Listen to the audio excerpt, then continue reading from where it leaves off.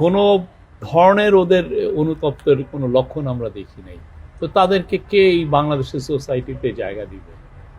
হ্যাঁ, খুনিদেরকে কেউ জায়গা দেয়? খুনিদের জায়গা তো ইয়েতে, জেলখানায়। আর যারা আওয়ামী লীগের মধ্যে যারা ভালো আছেন তারা অবশ্যই ভালো নেতৃত্ব বেছে নেবেন এইখানে, যারা ইলেকশনে যারা ভালো ভালো ইলেকশন ভালো যারা দেখবেন ক্যান্ডিডেট, তাদেরকে ভোট দিবেন। তাদের মত পথের সাথে যাদের সাথে মিলে তাদেরকে ভোট দিবেন ওনারা। আমরা আশা করছি ইলেকশন খুব ভালো হবে এবং যা দেশের আপামর জনসাধারণ সবাই তাদের যেই ক্যান্ডিডেট তাদের পছন্দ হয় সেইভাবে তারা ভোট দিবে।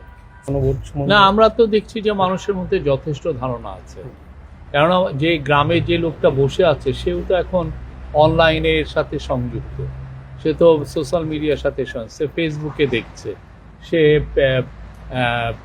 টিকটক দেখছে এবং প্রত্যেকটা জায়গায় গণভোট নিয়ে যথেষ্ট ভিডিও আছে, মানুষজন এটা নিয়ে কথা বলছেন, তারা এই কথাগুলো শুনছে এবং সবাই আপনারা একটা জিনিস কি অনেকে ভাবেন যে গ্রামে যে জনসাধারণ আছে তারা বুঝি এই বিষয়গুলো বুঝেন না, তারা খুব ভালো বুঝেন।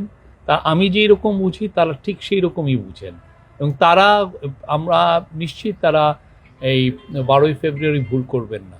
তারা এসে হা ভোট দিবেন এবং হা ভোট দিয়ে তারা একটা রেড কার্ড দেখাবেন স্বৈরাচারের বিরুদ্ধে, রেড কার্ড দেখাবেন অপশাসনের বিরুদ্ধে, রেড কার্ড দেখাবেন যে 16 বছরের যে গুম খুনের যে রাজনীতি হয়েছিল তার এগেনস্টে। তারা হা ভোটটা